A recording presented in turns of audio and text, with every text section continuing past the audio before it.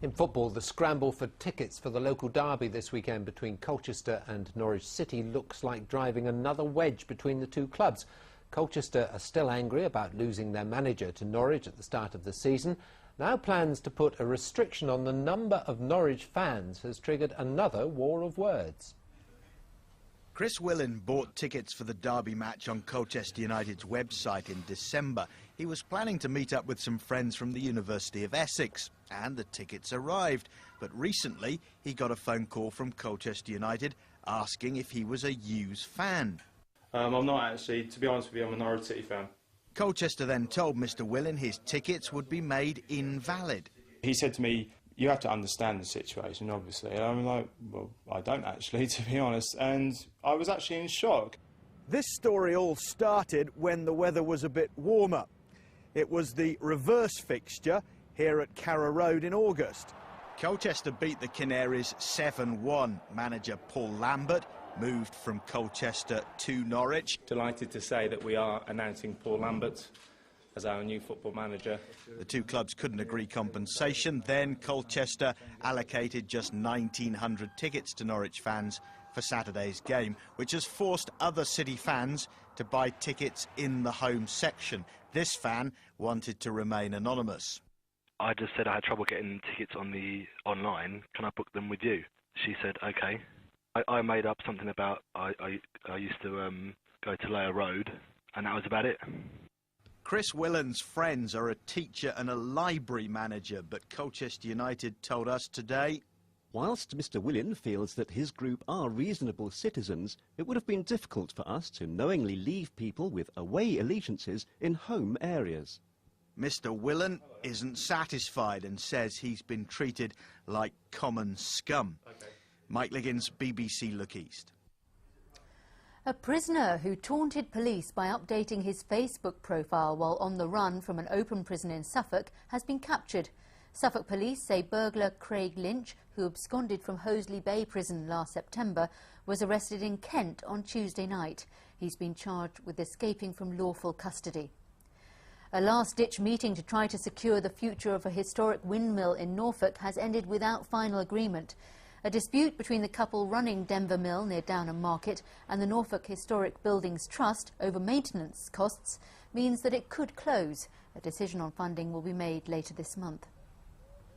The unions say more than 100 people have been joining the picket line in Wisbech today in a strike over pay. Workers from Premier Foods, one of the town's biggest employers, took action after talks broke down. What do we want? No! What do we want? No! A freezing picket line to protest over frozen pay. Workers say they've lost out. Yeah, we're making a demonstration today because of the way the management have treated the workers as a whole. We're here today because we want equal rights, as the management have already had their pay rise, been accepted without negotiations. We've had numerous negotiations, but nothing has come of it, and we're still on 0% freeze. If people who are working around us are getting pay rises, why should we go without? We're all one team, we all work hard together to get the job done that we do. We should all get a pay rise. More than 400 people normally work here, making soup for bachelors and beans for Branstons. Some turned up today, the strike not supported by all. A spokesman for the company said they were disappointed that the union had started industrial action without asking members to consider two possible options for a long-term pay deal. They also said that the company was committed to reaching a negotiated settlement. The union is standing firm. I think the members know only too well how difficult the climate is. The company can manage that economic climate far better than us. We believe Premier's being very opportunistic at the moment. And using the recession as an excuse not to pay workers who are seeing the true cost of living increase week on week on week. More action is on its way. A 48-hour strike planned for next week. Emma Bohr, BBC Look East, Wisbech. Two bidders who want to run the new football club in Kings Lynn have been making their presentations to the Borough Council today. Buster Chapman, who runs the local Speedway team, is one, and the Blue and Gold Supporters Trust is the other. The decision will be announced tomorrow afternoon. Last month, the old football club went out of business when it failed to pay a tax bill. There's a warning tonight that council workers will go on strike in Essex if their jobs are threatened by a new partnership with IBM. Staff unions also claim that a two-tier workforce will be created if IBM is allowed to transfer some council activities to the private sector. Call IBM. Take back control of your infrastructure. The public face of IBM. They don't make computers anymore. This is what they do instead. Here at Essex County Council, at least, their analysts are auditing the council to see where the private sector can offer cheaper services.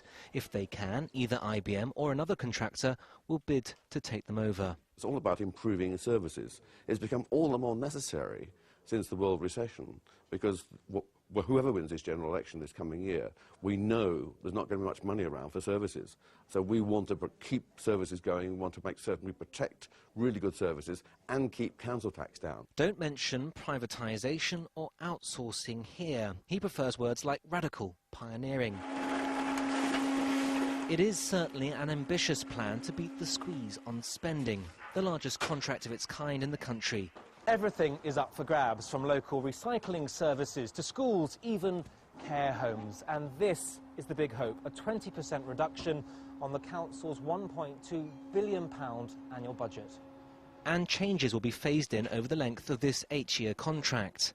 Union leaders are far from convinced, warning either services will suffer or jobs will go. It's like selling off the workforce on the altar of profit.